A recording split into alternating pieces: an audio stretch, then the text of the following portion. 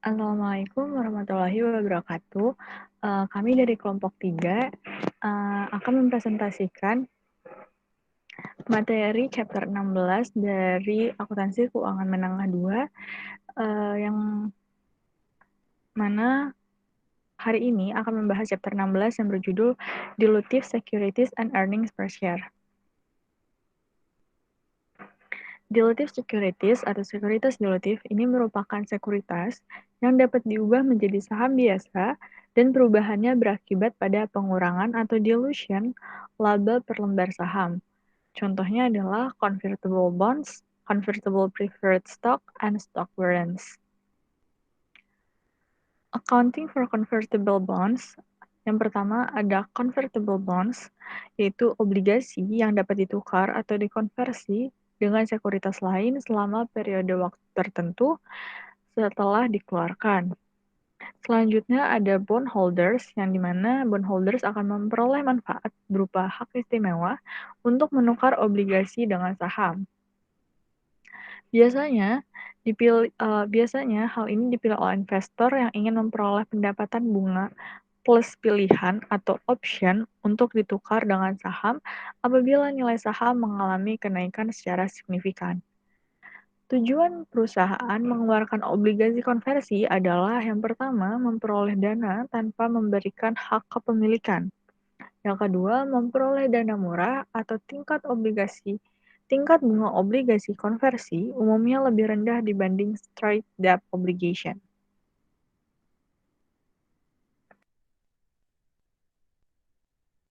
Lalu kita masuk ke pembahasan convertible debt. Obligasi dapat diubah menjadi saham perusahaan tersebut. Obligasi ini disebut obligasi konversi atau convertible bonds.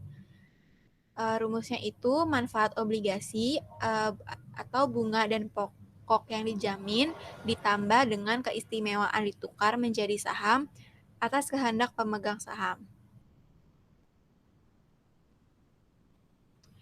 Lalu ada dua alasan utama perusahaan mengeluarkan obligasi konversi. Yang pertama, meraih dana dari pengeluaran modal tanpa kehilangan pengendalian yang berarti pemilik sebelumnya. Dan yang kedua itu memperoleh pendanaan dengan bunga yang lebih murah.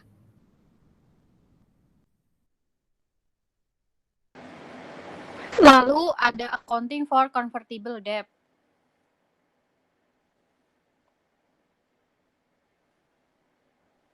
Obligasi konversi adalah instrumen campuran yang dapat dinilai menggunakan metode with and without, di mana rumusnya itu fair value of convertible debt at debt issuance dengan both debt and equity component dikurangi dengan fair value of liability component of debt of issuance based on present value of cash flow sama dengan equity component at debt of issuance without the debt component. Implementasi metode with and without itu yang pertama ada menentukan total nilai pasar dan obligasi konversi dengan dua komponen liabilities dan ekuitas. Yang kedua, komponen liabilitas dengan menghitung net present value dari semua aliran kontraktual cash flow di masa mendatang yang didiskontokan dengan tingkat bunga pasar. Ketiga, mengurangi komponen liabilitas yang dihitung di langkah kedua dari nilai pasar obligasi konversi akan diperoleh nilai ekuitas.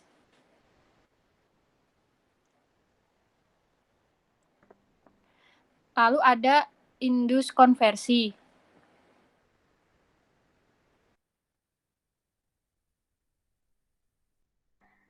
Indus konversi yang pertama ada perusahaan yang mengeluarkan obligasi mendorong untuk dilakukan konversi lebih cepat. Perusahaan yang mengeluarkan obligasi menawarkan hal yang disebut sweetener. Sweetener ini merupakan biaya untuk periode tersebut. Selanjutnya kita masuk ke convertible preference per shares. Saham preferen konversi memiliki opsi supaya pemilik saham preferen dapat mengkonversi menjadi saham biasa.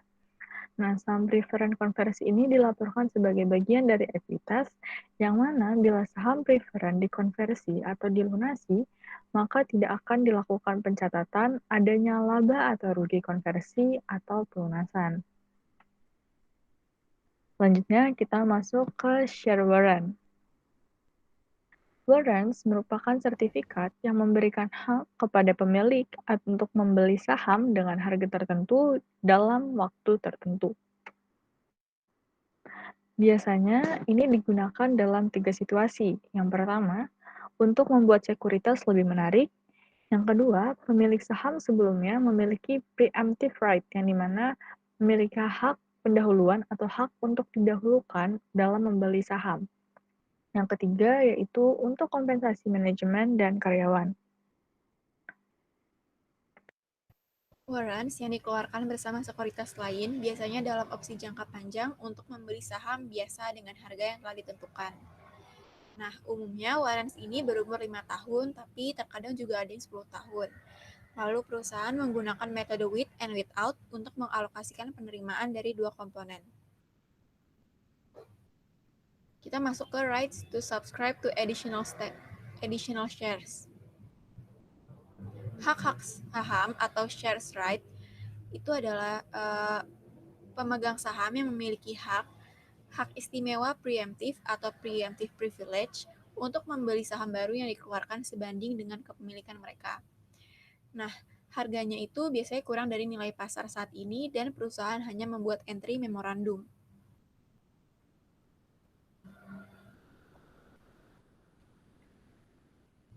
Lalu kita masuk ke share compensation plans.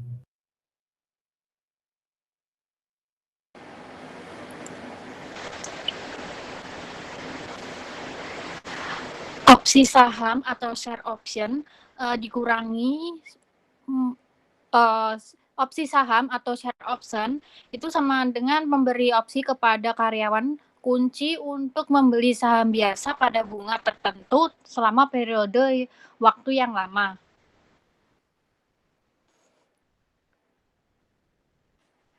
Program kompensasi sendiri yang efektif adalah yang pertama itu kompensasi berdasarkan kinerja, kedua memotivasi karyawan, ketiga membantu mempertahankan eksekutif dan merekrut bakat baru, keempat memaksimalkan manfaat setelah pajak karyawan dan meminimalkan biaya setelah pajak perusahaan.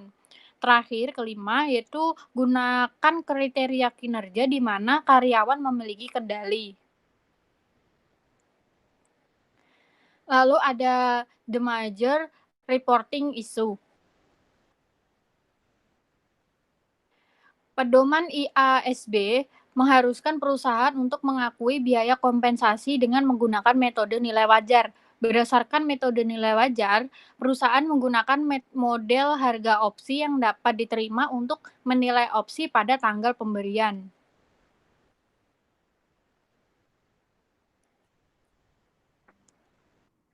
Selanjutnya, kita masuk ke accounting for share compensation. Di sini yang pertama adalah share option plans. Ada dua masalah utama dari akuntansi, yaitu bagaimana menentukan biaya kompensasi, dan kedua adalah selama periode apa untuk mengalokasikan biaya kompensasi. Selanjutnya ada determining expense. Determining expense ini menjelaskan bahwa perusahaan menghitung total biaya kompensasi berdasarkan nilai wajar dari opsi yang diharapkan vest pada tanggal mereka memberikan opsi kepada karyawan, yaitu tanggal pemberiannya.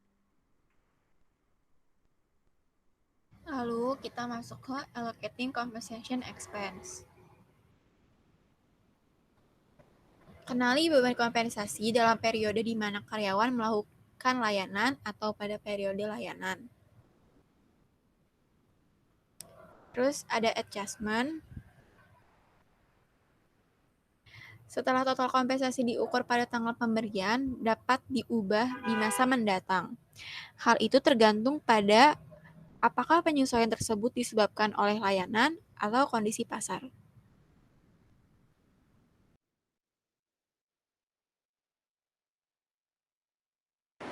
Lalu ada restrict shares.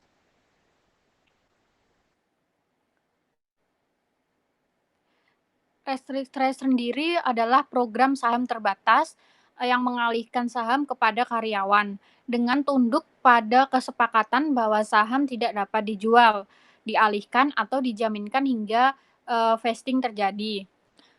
Keuntungan utama menggunakan restrict shares plans adalah pertama, saham tidak pernah sepenuhnya menjadi tidak berharga. Kedua, saham umumnya menghasilkan lebih sedikit dilusi bagi pemegang saham yang ada. Ketiga, saham lebih menyelaraskan insentif karyawan dengan insentif perusahaan.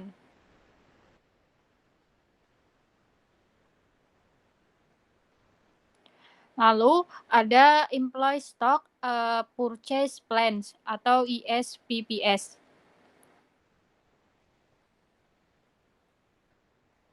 Yang dibagi menjadi dua, yaitu umumnya mengizinkan semua karyawan untuk membeli saham dengan harga untuk jangka waktu yang singkat.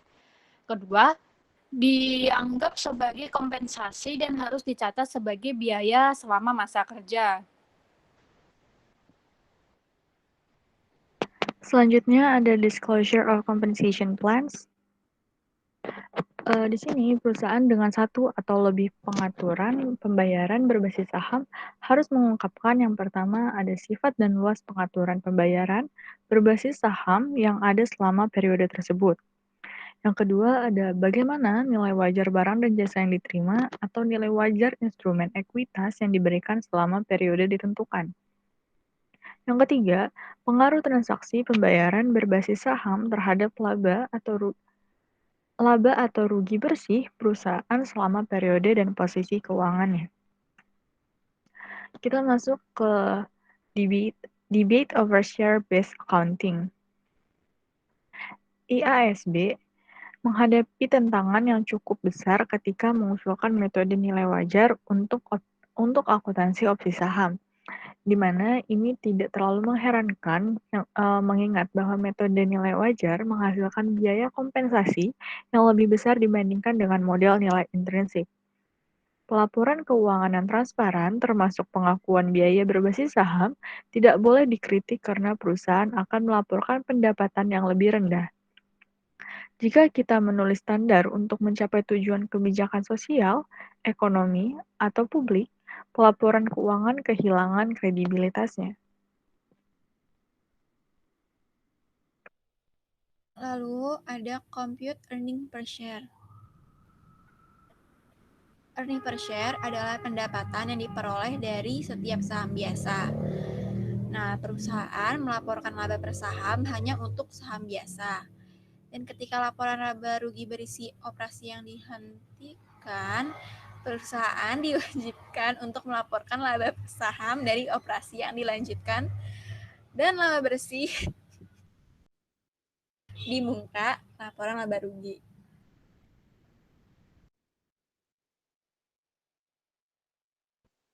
Lalu ada EPS atau earning per share. Membahasnya itu di bagian simple capital structure.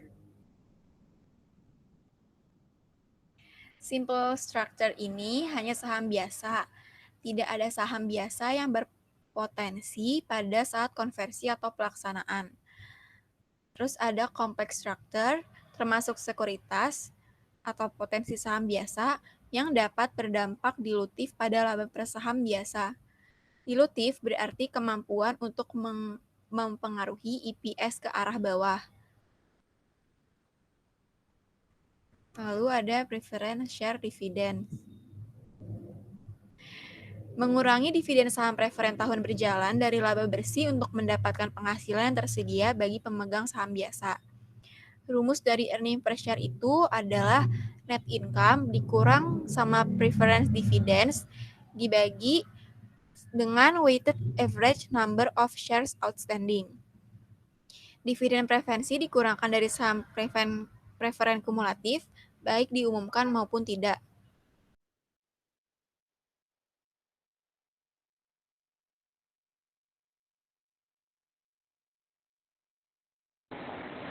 Lalu ada weighted average number of shares.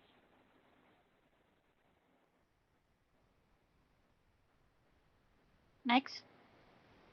Perusahaan harus menimbang saham dengan fraksi periode mereka beredar. Lalu, ketika dividen saham atau pemecahan saham terjadi, perusahaan perlu menyajikan kembali saham yang beredar sebelum pembagian dividen atau pembagian saham. EPS atau earning per share, kompleks capital struktur. Struktur modal kompleks ada ketika korporasi memilikinya, yaitu sekuritas konversi dan opsi, waran, atau hak lainnya. Diketahui bahwa dengan konversi atau latihan dapat mengurangi laba per saham. Perusahaan melaporkan laba per saham atas dasar dan dilusian. Selanjutnya kita masuk ke diluted EPS convertible securities. Di sini untuk mengukur efek dilutif dari potensi konversi pada EPS, kita menggunakan metode jika dikonversi. Metode untuk obligasi konversi ini mengasumsikan yang pertama, konversi pada awal periode atau pada saat penerbitan sekuritas jika diterbitkan selama periode tersebut. Yang kedua, penghapusan bunga terkait setelah pajak. Rumusnya masih sama, basic earning per share, yaitu net income dikurangi dengan preference dividends dibagi dengan weighted average shares. Faktor lainnya adalah tingkat konversi pada sekuritas dilutif dapat berubah selama periode sekuritas itu beredar. Dalam situasi ini, perusahaan menggunakan tingkat konversi paling dilutif yang tersedia. Untuk saham preferensi convertible, perusahaan tidak mengurangi dividen preferensi dari laba bersih dalam menghitung pembilangnya. Kenapa? Karena untuk keperluan penghitung EPS, diasumsikan adanya konversi saham preferen yang dapat dikonversi menjadi saham biasa yang beredar. Selanjutnya kita masuk ke diluted EPS, options, and warrants.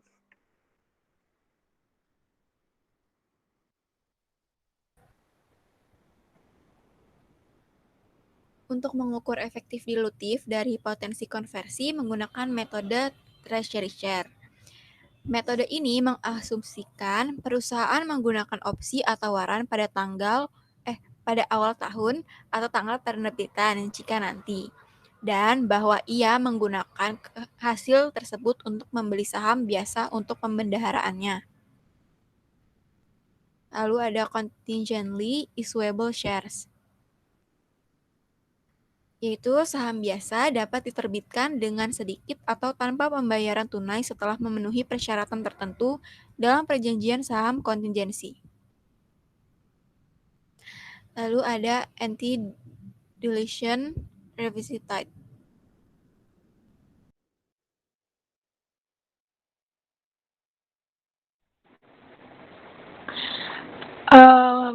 Dari pembahasan yang tadi itu abaikan sekuritas atributif dalam semua perhitungan dalam menghitung laba per saham dilusian. Next. EPS presentasi and disclosure. Perusahaan harus menunjukkan jumlah per saham untuk yang pertama itu pendapatan dari operasi berkelanjutan, kedua operasi yang dihentikan, dan batas pemasukan. Lalu, jumlah per saham untuk operasi yang dihentikan harus disajikan di muka laporan laba rugi atau di catatan atas laporan keuangan.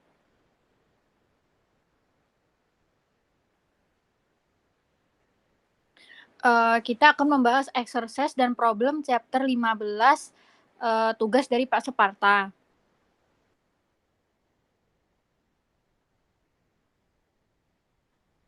Yang pertama itu exercise 15.3 itu saham yang dikeluarkan untuk tanah. Pertama itu 25.000 saham yang dibeli kembali oleh peer Pearce PLC seharga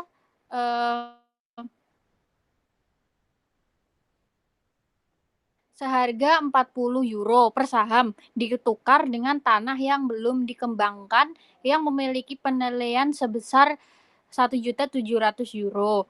Pada saat pertukaran, saham biasa diperdagangkan pada 60 euro per saham di bursa yang terorganisir. Instruksinya, yang pertama A, buatlah jurnal untuk mencatat perolehan tanah dengan asumsi pembelian saham pada awal dicatat dengan menggunakan metode biaya. Yang B, identifikasikan secara singkat kemungkinan alternatif termasuk yang sama sekali tidak dapat diterima untuk menghitung harga tanah dan secara singkat mendukung pilihan Anda.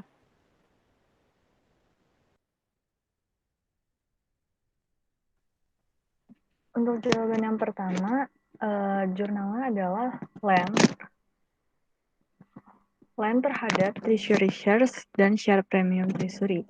Untuk Land sendiri bernilai 1.500.000 pound sterling yang didapat dari 60 pound sterling dikali 25.000. Lalu untuk Treasury Shares bernilai 1.200.000 pound sterling yang dimana nilainya didapat dari 25.000 lembar saham dikali 48 pound sterling. Untuk share premium treasury adalah selisih dari nilai land dan treasury shares didapatkan sebesar 300.000 pound sterling. Jawaban yang B, seseorang mungkin menggunakan biaya saham treasury, namun ini bukan ukuran yang relevan dari peristiwa ekonomi. Sebaliknya, ini merupakan ukuran dari peristiwa sebelumnya yang tidak terkait. Nilai tanah yang dinilai adalah alternatif masuk akal jika didasarkan pada teknik estimasi nilai wajar. Namun, ini merupakan penilaian yang bertentangan dengan harga yang ditentukan oleh pasar. Harga perdagangan saham mungkin merupakan ukuran terbaik dari nilai wajar dalam transaksi ini. Selanjutnya ada exercise 15.11. Di sini akan membahas item ekuitas di laporan posisi keuangan. Berikut ini merupakan transaksi yang dipilih yang dapat mempengaruhi ekuitas. Yang pertama ada catatan bunga akrual yang diperoleh dari wesel tagih. Yang kedua ada menyatakan dan membagikan pembagian saham. Yang ketiga menyatakan dividen tunai. Yang keempat mencatat pembatasan laba ditahan. Yang kelima mencatat masa berlaku pertanggungan asuransi yang sebelumnya dicatat sebagai asuransi prabayar. Yang keenam membayar dividen tunai yang dinyatakan pada angka 3 di atas, nomor 3. Yang ketujuh mencatat beban bunga yang masih harus dibayar atas wesel bayar. Yang kedelapan mengumumkan pembagian dividen. Yang kesembilan membagikan dividen saham yang diumumkan pada nomor 8. Instruksinya adalah pada tabel berikut yang sudah disediakan, tunjukkan pengaruh masing-masing dari 9 transaksi tadi terhadap elemen laporan keuangan yang terdaftar.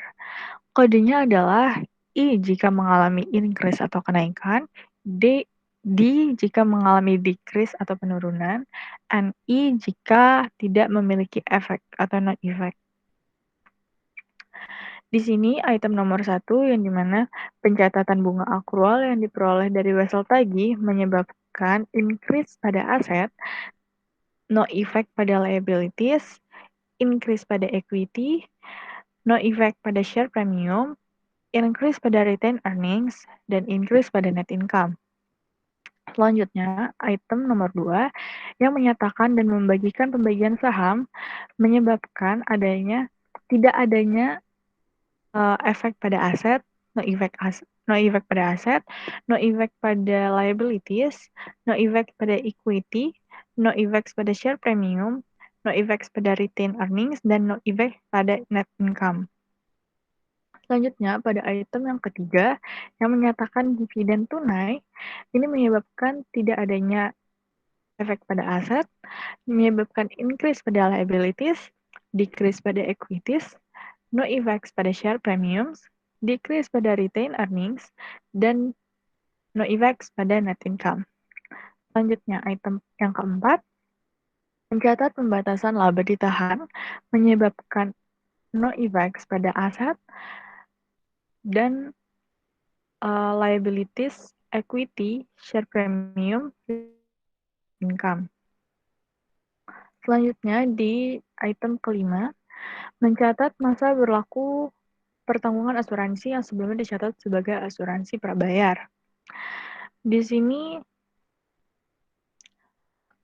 aset mengalami decrease, liabilities tidak mengalami efek apapun, equity mengalami decrease, share premium tidak mengalami efek apapun, return earnings dan net income mengalami decrease. Selanjutnya, item nomor 6 membayar dividen tunai yang dinyatakan pada nomor 3. Di sini aset dan liabilities mengalami decrease, equity tidak mengalami apapun, tidak mendapatkan efek apapun, share premium juga sama, return earnings dan net income pun sama. Yang ketujuh adalah mencatat beban bunga yang masih harus dibayar atas wesel bayar. Di sini aset tidak mengalami efek apapun, liabilities mengalami increase, equity mengalami decrease, share premium tidak mengalami efek apapun, return earnings dan net income mengalami decrease. Untuk nomor 8, mengumumkan pembagian dividen. Ini tidak menyebabkan efek apapun pada aset, liabilities, equity, share premium, dan net income, tetapi dia menyebabkan decrease pada return earnings.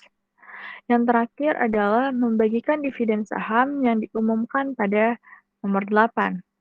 Di sini, dia sama sekali tidak menyebabkan efek apapun pada aset, liabilities, equities, share premium, return earnings, dan juga net income. Selanjutnya adalah L1519. Di sini akan membahas perbandingan bentuk alternatif pembiayaan. Di bawah ini merupakan bagian ekuitas dan kewajiban dari laporan posisi keuangan untuk Ingalls plc dan Wilder Ltd. Masing-masing memiliki aset sebesar 4.200.000 pound sterling. Untuk Ingalls plc memiliki share capital ordinary sebesar 20 pound sterling par dengan nilai berarti 2 juta pound sterling. Di sini return earnings-nya memiliki cash dividend sebesar 220.000 pound sterling. Totalnya jadi 700.000 pounds. Lalu memiliki non-current liabilities sebesar 1.200.000 pounds dan current liabilities sebesar 300.000 pounds. Total aset yang dimiliki yaitu 4.200.000 pound sterling. Untuk Wilder Ltd, memiliki share capital ordinary 20 pounds par, jadinya sebesar 2.900.000 pound sterling. Return earnings cash dividends sebesar 328.000 pound sterling, jadinya 700.000 pound sterling. Lalu current liabilities 600.000 sterling, jadi total aset yang dimiliki oleh Wilder Ltd sama, yaitu 4.200.000 pound sterling. Lalu, untuk tahun ini, setiap perusahaan memperoleh pendapatan yang sama sebelum bunga dan pajak. Nah, terus ini ada income from operations. Kalau Ingalls plc itu sebanyak 1.200.000, kalau Wilder itu sama 1.200.000 juga. Terus interest expense dari Ingalls ini 120.000, sedangkan Wilder nggak ada. Jadi income before income tax-nya si Ingalls ini 1.080.000 dan Wilder ini 1.200.000. Income tax-nya itu sebesar 40%. Jadi income tax-nya dari Ingalls itu 432.000, sedangkan Wilder 480.000. Dapat net income-nya jadi sebesar 648.000 untuk Ingalls dan 720.000 untuk Wilder. Pada akhir tahun, harga pasar saham Ingalls adalah 101 euro dan Wilder adalah 63,5 euro. Soalnya ini, asumsikan laporan jumlah posisi keuangan mewakili seluruh tahun.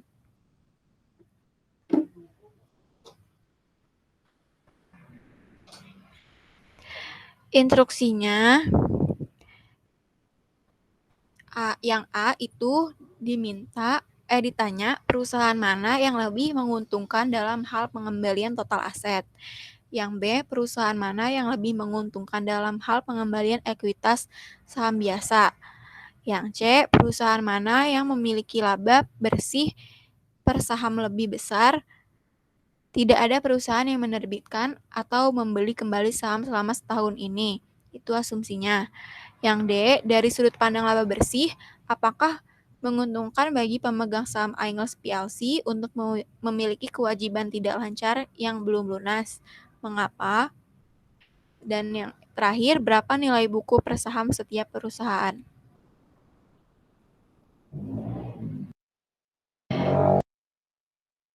Jawabannya untuk E1519 yang A, Welder Ltd lebih menguntungkan dalam hal pengembalian total aset. Itu dapat disimpulkan dari perhitungan di bawah ini, yaitu untuk Welder Ltd perhitungannya 720.000 dibagi sama 4.200.000. 720 itu hasilnya 17,14%. Sedangkan kalau Aingles PLC itu 648.000 dibagi 4.200.000 sama dengan 15,43%. Jadi lebih tinggi si Welder dari perhitungan net income dibagi sama total asetnya masing-masing. Terus catatannya ini, pengembalian ini didasarkan pada pendapatan bersih terkait dengan total aset, di mana jumlah akhir dari total aset dianggap representatif. Jika pengembalian total aset menggunakan laba bersih sebelum bunga tetapi setelah pajak di pembilangnya, tingkat pengembalian total aset sama seperti yang ditunjukkan di bawah ini. Jadi yang Welder itu 720.000 dibagi 4.200.000 itu 17,14%. Nah, yang Aingles itu 648.000 ditambah 120.000 dikurang 48.000 dibagi 4.200.000. Itu sama aja kayak si Welder, yaitu 720.000 dibagi 4.200.000 sama dengan 17,14%. Lalu untuk yang B, Aingles PLC lebih menguntungkan dalam hal pengembalian ekuitas saham biasa. Ini dapat ditampilkan sebagai berikut. Untuk perhitungan Welder itu 720.000 dibagi 3.600.000. 720.000-nya itu net income. Terus yaitu net income. Itu hasilnya 20%. Kalau Aingles 648.000 dibagi sama 2.700.000. Itu hasilnya 24%. 2.700.000 itu dari share capital sama return earning-nya. Begitupun 3.600.000 itu dari share capital sama return earning. Nah, catatannya untuk menjelaskan mengapa perbedaan laba atas aset dan tingkat pengembalian ekuitas saham biasa terjadi, jadwal berikut mungkin diberikan kepada mahasiswa.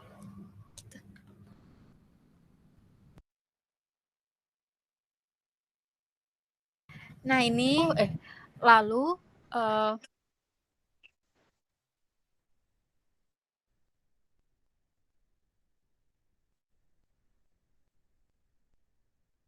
yaudah.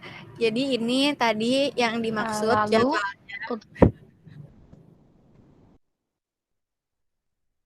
jadwalnya untuk Aingles PLC. Di sini ada fund supply-nya, terus rate of return on funds yang tadi yang 17,14%, terus ada cost of funds sama accruing to ordinary shares. Nih, di fund supply-nya ada non-current liabilities sebesar 1.200.000, lalu current liabilities 300.000, share capital 2 juta, retained earning 700.000. 72.000 itu adalah biaya bunga setelah pajak dari pendapatan. Lalu 719.880 yang di total rate of return on funds itu adalah pendapatan yang diperoleh dari total aset sebelum biaya bunga. Nah, terus yang 647.880 itu menunjukkan pengembalian bersih ekuitas saham biasa.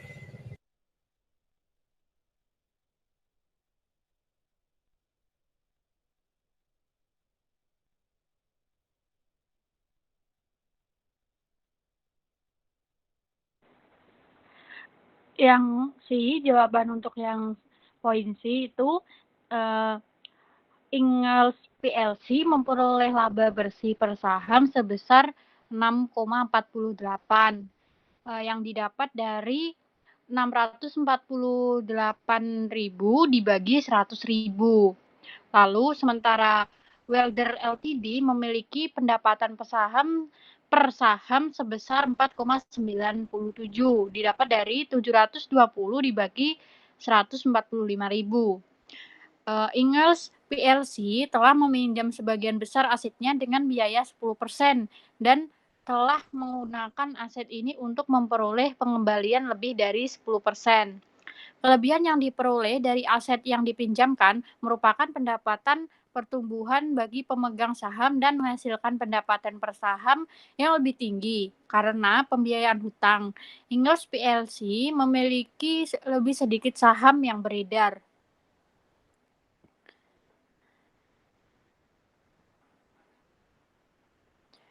Jawaban poin D itu ya, karena dari sudut pandang laba bersih adalah menguntungkan bagi pemegang saham Ingalls PLC untuk memiliki kewajiban tidak lancar yang belum dibayar. Aset yang diperoleh dari timbulnya hutang ini menghasilkan pengembalian yang lebih tinggi daripada biaya mereka kepada perusahaan Ingalls PLC. Terus jawaban poin E, nilai buku per lembar saham itu Ingalls PLC totalnya 27,00 didapat dari 2 juta ditambah 700.000 dibagi 100.000. Untuk yang Welder Ltd itu totalnya 24,83 didapat dari 2.900.000 ditambah 700 dibagi 145.000.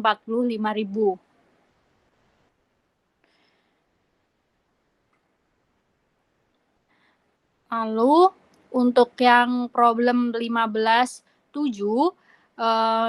membahas entry dividen tunai di mana pembukuan Conchita SE memuat saldo akun berikut pada tanggal per 31 Desember 2019.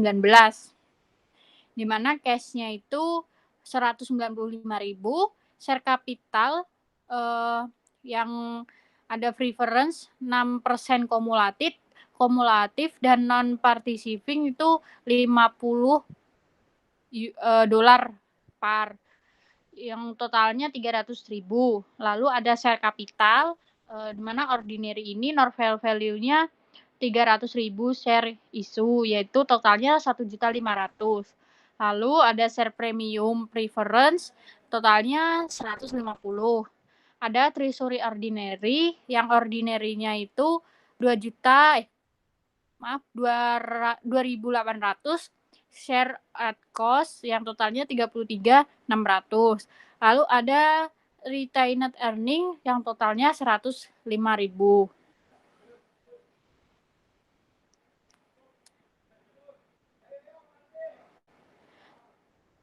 Perusahaan memutuskan untuk tidak membagikan dividen pada 2019. Dewan Direksi pada pertemuan tahunan mereka pada tanggal 21 Desember 2020 menyatakan hal berikut. Dividen tahun berjalan akan menjadi 6%. pada preference $0,30 per saham biasa. Dividen yang tertunggak akan dibayarkan dengan menerbitkan 1.500 saham treasury. Pada tanggal deklarasi, preferensinya dijual dengan harga 80 per saham dolar dan biasanya dengan harga 12 per saham dolar, dan penghasilan bersih untuk tahun 2020 diperkirakan mencapai 77.000 dolar. Dan instruksinya yang A, siapkan jurnal entry yang diperlukan untuk pengumuman dan pembayaran dividen dengan asumsi bahwa keduanya terjadi secara bersamaan. Yang B, dapatkah Consita SE memberikan dividen 2 tahun kepada pemegang saham preference dan pemegang saham biasa 30 sen per saham dividen. Semuanya dalam bentuk tunai.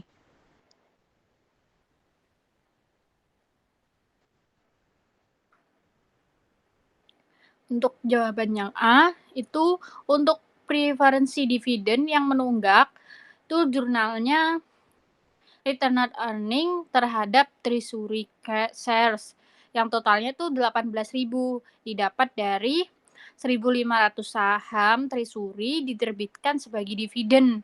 Nah, ini tuh 1.500 dikali $12 yang didapat dari 33.600 dibagi 2.800 dan totalnya itu 18.000. Nah, untuk 6% preferensi dividen tahun berjalan, itu jurnalnya return net earning terhadap cash. Totalnya juga sama 18.000 yang didapat dari 6% kali 300.000.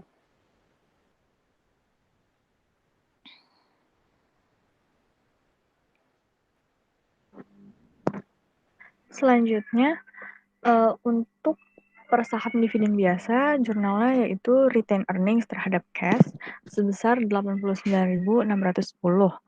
Ini didapat dari mana? Ini didapat dari 31 Desember 2019. Di sini shares-nya sebesar 297.200, yaitu 300.000 dikurang 2.800. Lalu distribusi preferensinya sebesar 1.500. Jadi totalnya adalah 298.700.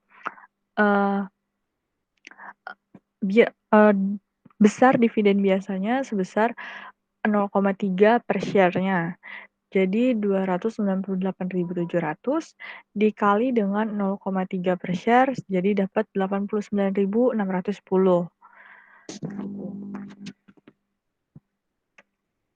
Lalu untuk jawaban yang B, dividen tunai yang disarankan dapat dibayarkan bahkan jika yurisdiksinya membatasi saldo laba ditahan dalam jumlah biaya saham treasury. Total dividen akan menjadi 125.160. Ini didapat dari preferensi tunggakan dividen sebesar 18.000, yaitu 300.000 dikali 6%. Dividen preferensi saat ininya 18.000, yaitu 300.000 dikali 6% juga. Dividen biasanya 89.160, yaitu 297.200 dikali 0,3 di perhitungan sebelumnya. Jadi total dividen tunainya 125.160. Total ini cukup untuk ditutupi oleh saldo kas. Saldo laba ditahan setelah menambahkan laba bersih tahun 2020 diperkirakan sebesar 77.000, cukup untuk menutupi dividen. Dividennya di perhitungan yang bawah yaitu saldo awalnya 105.000, lalu taksiran laba bersihnya sebesar 77.000, lalu didapatkan saldo total tersedianya sebesar 182.000. Jika dibatasi oleh biaya saham treasury sebesar 33.600, maka tersedia untuk membayar dividen sebesar 148.400. Sekian presentasi dari kami, kurang lebihnya mohon maaf. Wassalamualaikum warahmatullahi wabarakatuh. Terima kasih, Mas Marta. Terima kasih, Pak Sparta.